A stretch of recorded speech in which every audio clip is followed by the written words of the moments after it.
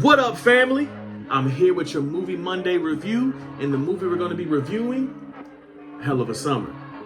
Now, in this review, I do this out of 10, and each one gets 2 points depending on the criteria they hit. All right, we're going to be looking at acting and casting, story and plot. We're going to be looking at originality, rewatchability, and genre strength. Each of those categories, you get 2 points. You may be asking yourself, what is genre strength? Well, there is going to be a movie in this category that I'm going to pretty much say, this is the movie I think is the best movie of this category. And if you do as good of that movie, you get a 1.5. If you do better than that movie, you get a 2. It might sound crazy, but like, shut up, because that movie probably already got the 2. It's just, this is how I do my system, okay? So first, we're going to start off with acting and casting. When it comes to acting and casting, I'm going to give that a 1.5. Out of the 2 to begin with. And the reason why is because though I feel like the cast held its own, they did a good job of hiring some actors you're not very familiar with or kind of getting their start, which is also a very big thing in horror. Like, that's one of the things I appreciate about the movie is these people could potentially be future stars of Hollywood. And that's kind of what horror used to be back in the day. Like, back in the day, you got your Johnny Depps and your Kevin Bacons, and a lot of other actors and actresses got their starts doing horror. I mean, Jamie Lee Curtis became a household name through horror. So I like that they are doing that with this movie, while still having some actors that we still do know. But I will say you do kind of get this theme of horror movies wanting to take the actors we know and kind of either make them side/background characters or kill them in the very beginning while putting a spotlight on the ones we don't know so well. But yeah, I would have to give them a 1.5 or 1.5. I think is fair. Now, when it comes to story and plot, I give that a 2. I feel like the story made a lot of sense. They were following a lot of beats.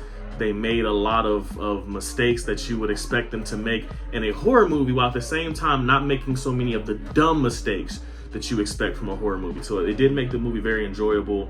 Got from point A to point B very nicely. You kind of got the ending that you were somewhat hoping for. So I would give story and plot a 2. When it comes to originality, I give it a 1.75. Can't give it a full 2, but I give it a 1.75. In my opinion, this movie is kind of like the original Scream at Camp Crystal Lake. So it definitely has some cool elements to it. It has some very familiar elements to it, but there are some things you can tell it borrows so heavily from other horror genres, as well as horror comedy genres. So that's one of the reasons why I have to give it a 1.75. Many marks that it hits great as a dark comedy and as a horror comedy, but there's just that small area of what was missing, and I think that could have just been with maybe a plot twist that we really didn't expect, versus one that I kind of feel like if you're a student of the genre, if you're a student of movies, you would have picked up on. Rewatchability, I'm going to give this a 1.5, and the reason why I give it a 1.5 is because, to me, if you get a 1, you're rewatchable. This is something that I definitely want to rewatch again, something I think I can rewatch again.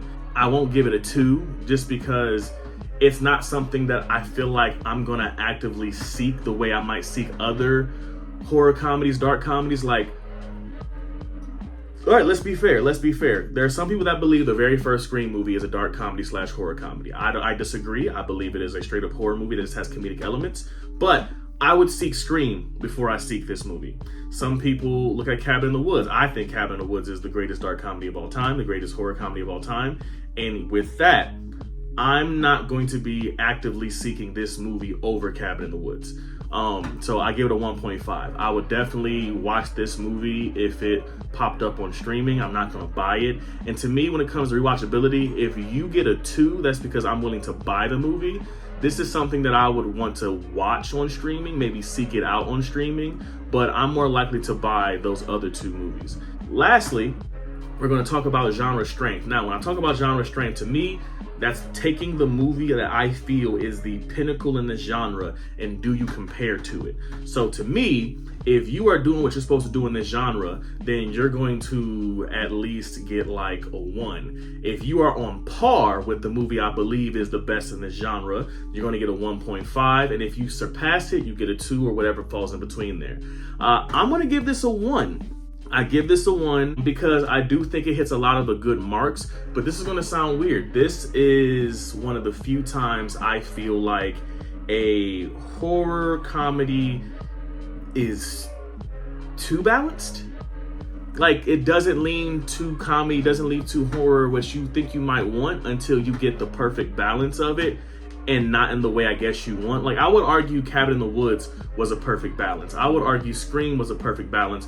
But with Scream, like I said, they went so horror that you can consider just a horror movie. Cabin in the Woods, I feel like, is the perfect balance of they knew when to be horror, they knew when to be comedy. You could have some good laughs. At the same time, there were thrills that kind of caught you off guard.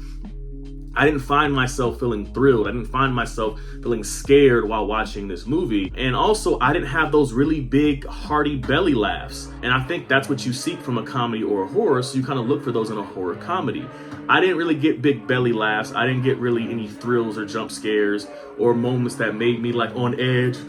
Like, oh God, don't do that. Oh no, like I didn't get those. It doesn't mean it wasn't a good movie. I just give it a 1. All in all, I would give this movie a 7.75 out of 10, which I don't think is a bad score, especially because if we were doing this on the educational system, cat butt all up in the camera, cover yourself up. What are you doing, man? Cover yourself up, making me look bad in front of people. Like, who raised you? I did, so get it together. But like I was saying, I don't think a 7.75 out of 10 is bad because, I mean, that's a passing grade. And shoot, Rotten Tomatoes would consider it fresh. All I'm saying is I think it's a good movie. I enjoyed it. I'm willing to rewatch it, but there are definitely things that they can do better and fix. Well, that's my review. Tell me what y'all think if y'all saw it in the comments below, or, stitch this and tell me what y'all think. I enjoyed it. Let me know how you felt about it. Peace.